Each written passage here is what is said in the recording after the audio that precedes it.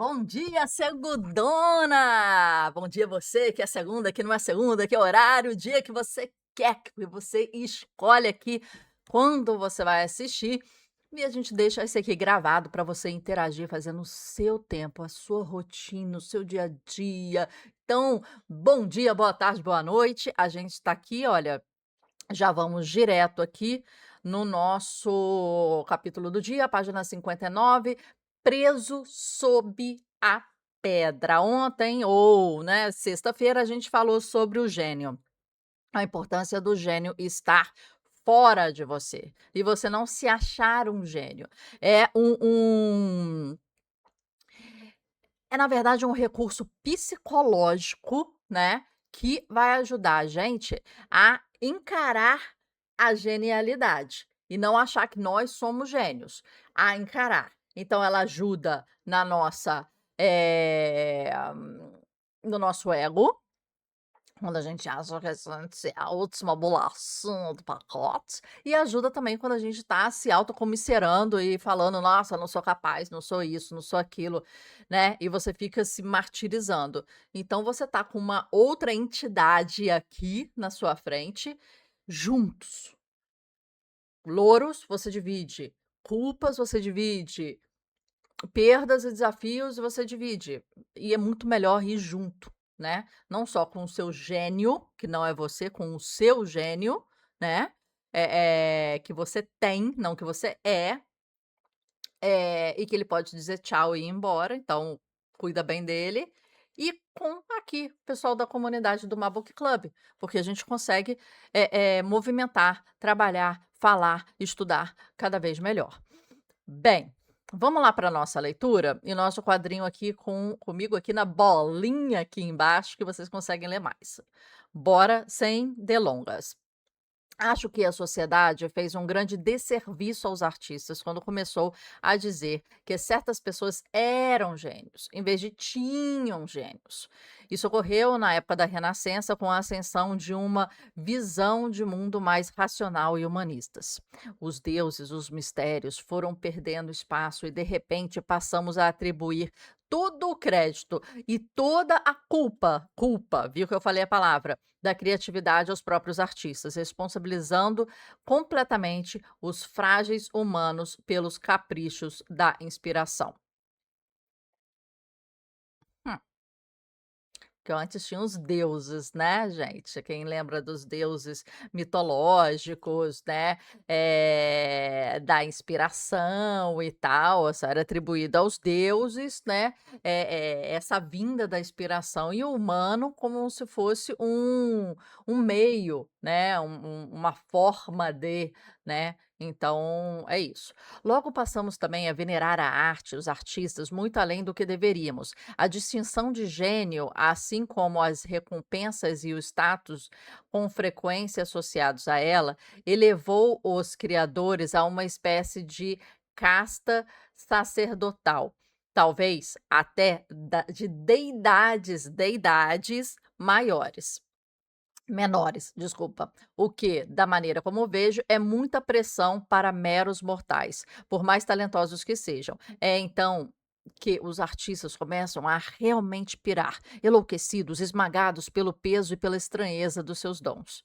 Acho que, quando o artista carrega o fardo do rótulo de gênio, acaba perdendo a capacidade de não se levar muito a sério e de criar livremente. Veja o caso de Harper Lee, por exemplo, que não escreveu nada durante décadas após o sucesso fenomenal de O Sol é para Todos. Deixa eu só levantar aqui para vocês verem. Em 1962, quando questionada sobre a possibilidade de escrever outro livro, Lee respondeu: "Tenho medo. Quando se está no topo, só há uma direção possível." Como Lee nunca se pronunciou de maneira mais detalhada sobre a situação, nunca saberemos por que essa autora tão bem-sucedida não escreveu mais dezenas de livros no recorrer da vida. Pergunto-me, contudo, se talvez não tenha ficado presa sob a pedra de sua própria reputação. Talvez o fardo da responsabilidade tenha se tornado grande demais e o talento artístico tenha morrido de medo, ou pior, talvez tenha sido vítima da autoconcorrência. Autoconcorrência. Ó, isso aqui é interessante como termo, né. Vamos colocar isso aqui tudo? Isso aqui é muito interessante como termo. Eh, eu gosto sempre de marcar também as referências, e a gente tem o livro dela. Para quem não conhece, esse aqui é o livro dela, né, pela editora, José Olímpio, tá. O Sol é para Todos. Eu não li ainda, tem aqui em casa. Eh, eu acho que eu vou ler. Toda hora ele aparece para mim referenciado em algum local, então deve ser bem interessante. Prêmio Pulitzer de Literatura, To Kill a Mockingbird. Lá fora é muito falado esse livro, né.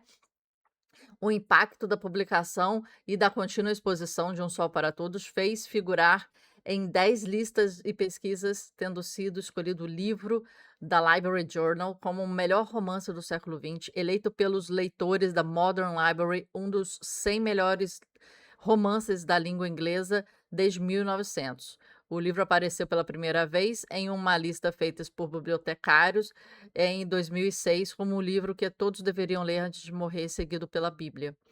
Um clássico moderno que continua a emocionar jovens e adultos. Então, tá aqui, ó, a dica para mim também. Esse é um dos livros que eu tenho em casa, tá para leitura e ainda não li, mas toda hora é referenciado. É referenciado junto com o livro, né, eh, da Maya Angelou, né, da Gaiola, né, da Maya Angelou. Esse eu já li, já ouvi no audiobook, muito forte, muito potente, muito bonito. Eu não sou uma pessoa que não gosto de trailer, não gosto de spoiler, e até, assim, fico triste quando eu vou ao cinema e vejo os trailers de bilhões de outros filmes, sou obrigada a ver ali na sala de cinema. E quando tô, assim, em casa, não gosto de ver trailer, eu acho que os trailers contam demais, entregam demais, estragam o filme, principalmente filme de super-herói, de coisa. Então, assim, para falar a verdade, eu não sei do que se trata, né. Eh eh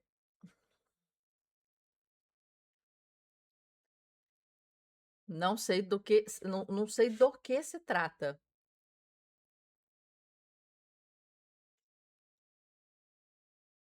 Ah, ó, racismo que percorre a narrativa de Scott, criança sensível, filha do advogado, Atticus Finch, responsável pela defesa de um homem negro acusado de estuprar uma mulher branca. Hum. Esse aqui foi que tem o filme do Matthew McConaughey há muito tempo atrás, em que ele é o advogado? Se foi esse filme, eu adorei o filme. Tá aqui então. Então já sabemos mais ou menos como é que é a história. É isso que eu gosto de eu li 3 palavras aqui, entendi mais ou menos e é isso que eu gosto, tá. E bora lá, bora continuar aqui. Eh Mas, afinal de contas, de que Harper Lee poderia ter medo? Talvez simplesmente de não conseguir se superar, a autoconcorrência, que foi uma palavra muito forte aqui, gente. Ó, às vezes a gente tá nessa luta aqui, tá?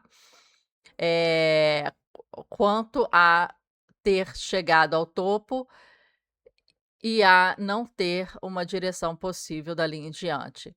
Lee tinha razão, certo? Quer dizer, se você não pode repetir um milagre único, se pode nunca mais chegar ao topo, então para que ao menos se dar ao trabalho de criar? Bem, essa é uma situação de que eu posso falar por experiência própria, pois eu mesma já tive no topo, entre aspas, com um livro que ficou na lista dos mais vendidos por mais de 3 anos. Perdi as contas de quantas pessoas me perguntavam durante os anos: "Como é que você vai fazer para superar isso?". Falavam da minha enorme sorte como se fosse uma maldição, não uma bênção. Especulavam sobre o vapor que eu deveria sentir com a possibilidade de não conseguir alcançar novamente aquele sucesso fenomenal.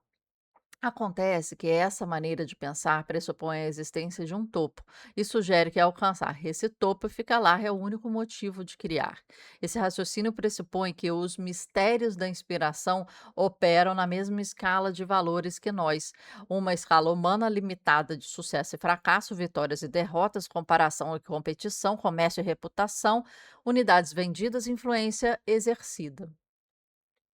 Essa lógica pressupõe que é preciso ser sempre vitorioso, não apenas contra nossos pares, mas também contra uma versão anterior de nós mesmos.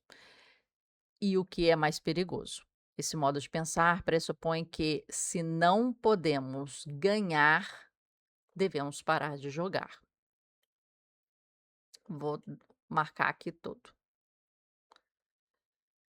É... Calma aí, faltou aqui.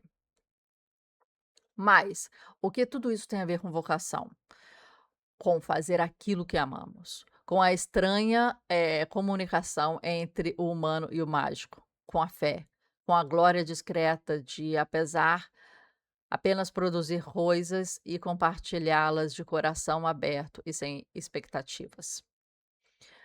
Gostaria que a Harper Lee tivesse continuado a escrever. Gostaria que algo após ter publicado O Sol é para Todos e ganhado o Pulitzer, ela tivesse produzido uma série de 5 livros baratos, de leitura fácil, de aventura romântica, um drama policial, uma história com criança, um livro de receitas, alguma espécie de narrativa de ação, qualquer coisa.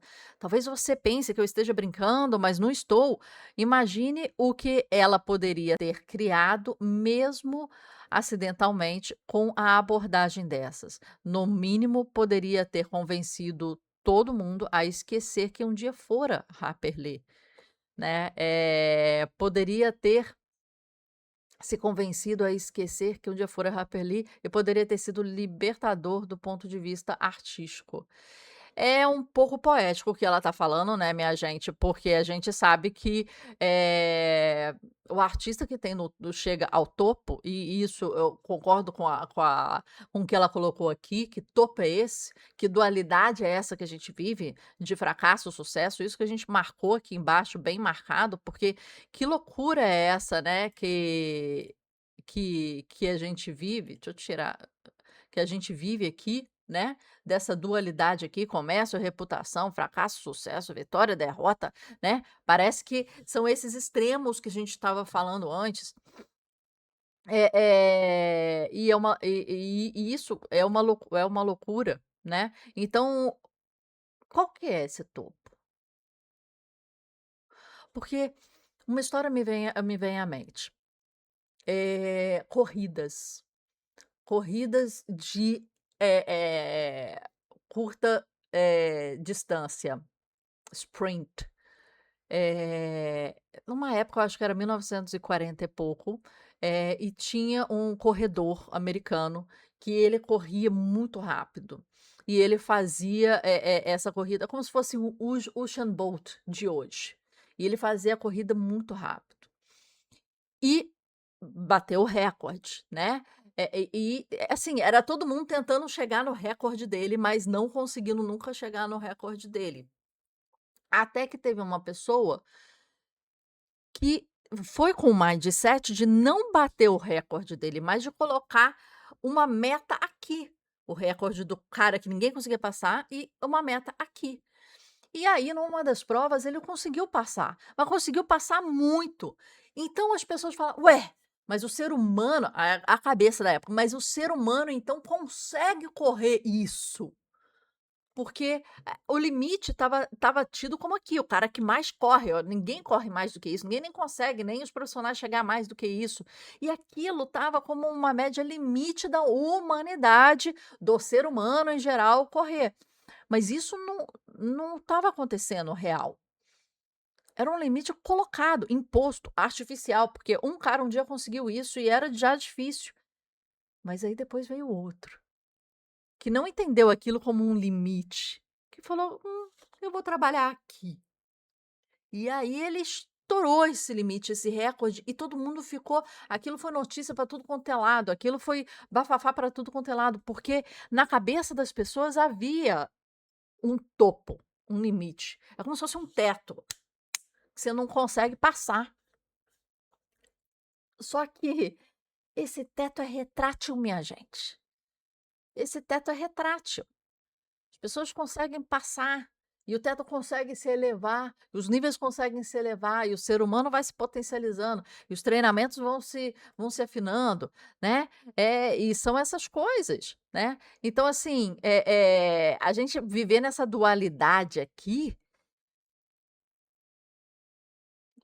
o céu é o limite, e essa expressão tá certa, mas é porque o céu não tem topo, é porque o céu não tem topo.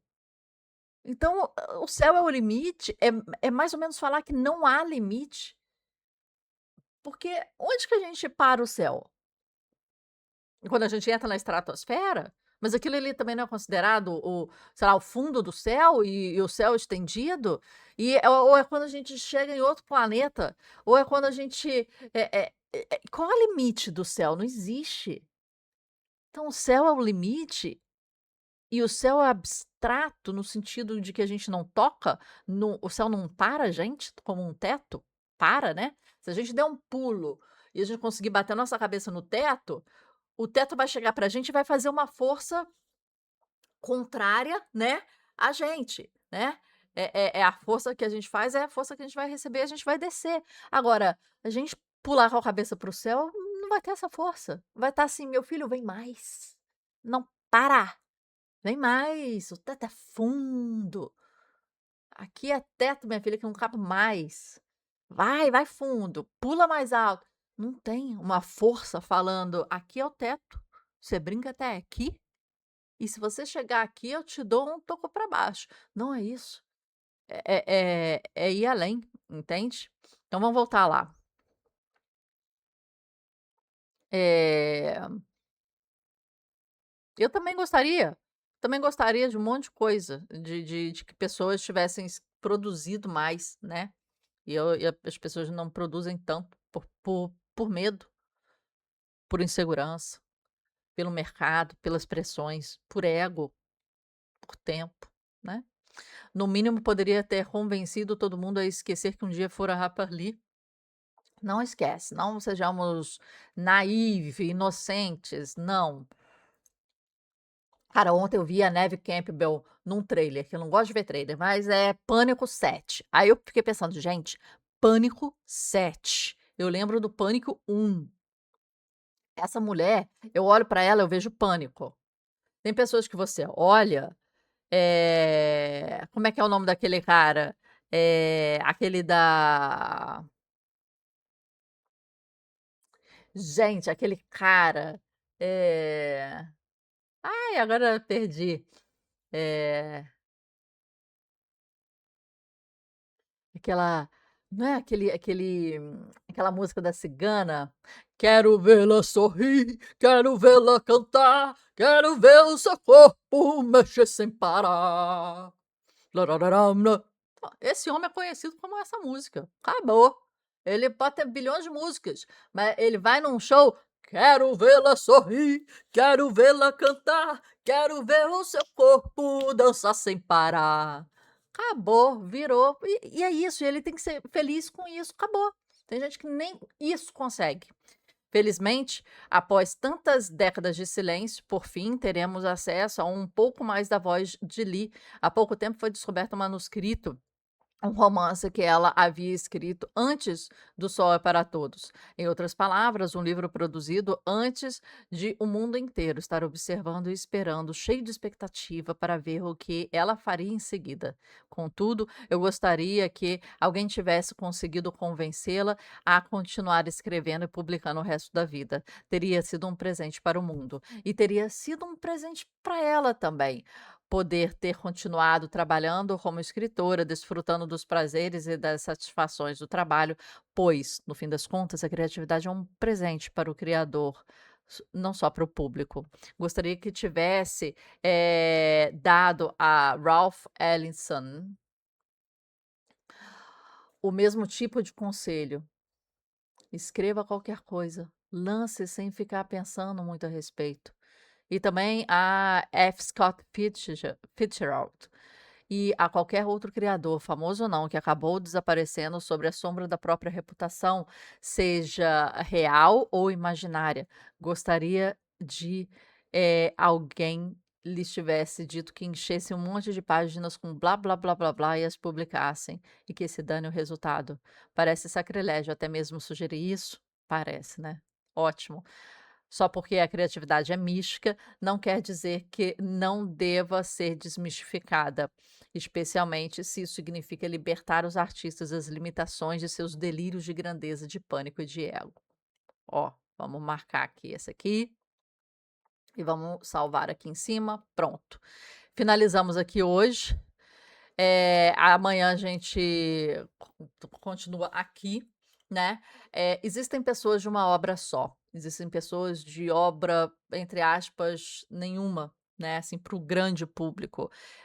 Há um medo muito grande, realmente, de se perder, mas isso é muitas vezes não só por causa da pessoa que tem ego, que tem segurança, e isso existe no artista diariamente, mas o medo de não se superar, o medo do mercado. E o medo do mercado é um medo muito legítimo. Porque o mercado é cruel, a crítica é cruel, é como se você estivesse sempre devendo algo, né, a um bando de gente que nunca produziu e só critica, né. Esse é o grande ponto, especialistas em críticas. E isso é muito cruel para algumas pessoas, né. E aqui ela falou uma coisa que é tipo assim, eh, o artista às vezes não para de fazer sua arte, ele só muda a sua forma de fazer a arte. A mensagem que está dentro dele precisa sair, mas às vezes não é na pintura, não é na fotografia, não é no meio que costuma sair sempre, às vezes muda de forma, aquele raio que entra, ele fala: quero sair de forma diferente, não pega um pincel hoje não, pega o lápis, pega o saxofone, né, pega uma colher de pau para cozinhar. Às vezes é uma forma diferente que tem que sair, né. O artista ele tem uma mensagem dentro dele incubada e tem que sair. A forma que sai depende da mensagem, depende do contexto, depende do artista, é diferente. Mas o grande ponto é isso, eh, às vezes ela não parou de produzir, às vezes ela só não publicou. Às vezes ela só não deixou com que aquele filho dela fosse ao mercado. Por isso que alguns artistas morrem, principalmente escritores, músicos e etc, e você descobre tanta coisa muito tempo, né. Olavo de Carvalho, até hoje tem coisa inédita de Olavo de Carvalho. Clarice Lispector ficou um tempão, Clarice Lispector, Ozzy Osbourne, né, tipo, é mais recente. Tipo, tem muitos artistas que você vê, tipo, aí agora estão descobrindo não sei o quê, porque caraca, vão desenterrando, né, as coisas, assim, das pessoas, né, porque elas produzem. Tá errado isso que a Elizabeth escreveu, elas produzem, elas precisam produzir. Agora elas trancam ainda mais as 7 chaves, porque elas têm medo do que vai acontecer com o filho delas se for ao mercado, se vier ao mundo, né. Esse é o ponto. Mas a máquina de escrita, a máquina de inspiração, ela às vezes se mantém muito mais viva, só que não vê a luz do dia. Esse é o ponto. Esse é o ponto, e a tristeza, de repente, que existiu aí com a Harper Lee, né. E eu vou pesquisar se esse foi o filme do Matthew McConaughey, não sei, eu não gosto de ler, assim, eh tá, e deu origem a um filme homônimo, vencedor do Oscar e melhor roteiro adaptado em 1962. Não, então não deve ser do Matthew McConaughey em 1962 não, gente. Mas tem um filme. Mas é isso aí, minha gente. Você tem alguma coisa na sua gaveta? Você tem alguma coisa guardada? Meu filho, tenha absoluta certeza, você não chegou ao topo. Então não guarda. Libera isso aí. Libera isso, deixa criticar. Libera, solta, vai, né? O mundo tá cheio de gente que aponta para uma obra de arte, uma pintura e fala: "Ah, eu poderia ter feito", ou "Meu filho poderia ter feito". De um livro: "Ah, é essa história da minha vida", como a Elizabeth falou, "eu poderia ter escrito", mas não escreveu, mas não fez, mas não pintou. Por quê? Porque não quis ou porque não é capaz? Só a pessoa que está dentro do ringue é que vai levantar o braço quando o juiz apontar que ganhou. Só a pessoa que está dentro do ringue é que vai entender a dor de um soco na cara, de uma crítica, de um sangue escorrendo, de um suor, de um cansaço, de uma vontade de vencer e você achar que é impossível você vencer mais um ringue, de você ficar em pé, de você ter forças para segurar o seu braço assim, para não se deixar bater ou abater. Só você.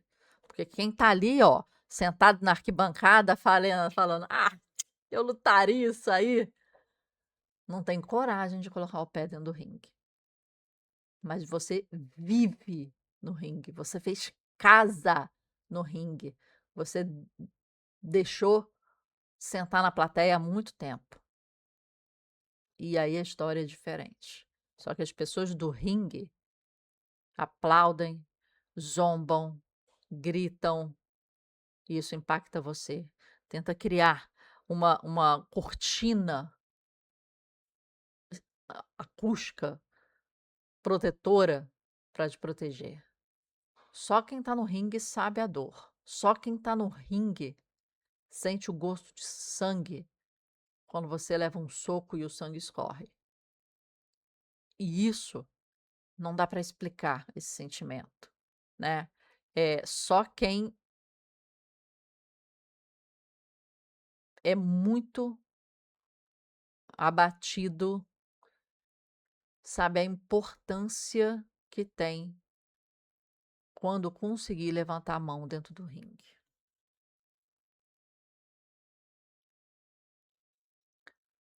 Só. E permanecer no ringue é muito mais difícil do que entrar no ringue. Muita gente entra, fala: "Ih, gente, pior do que eu achei. Quer levar soco? Não, na minha essa cara bonita. Vou voltar lá para arquibancada que tô no ar-condicionado, sentada comendo uma pipoca".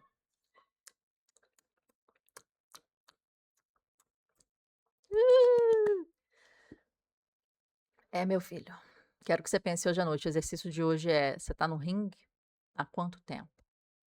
Tá fazendo acontecer? Isso aí, continue, perdure. Você não tá sozinho nesse ringue, tá? Bora.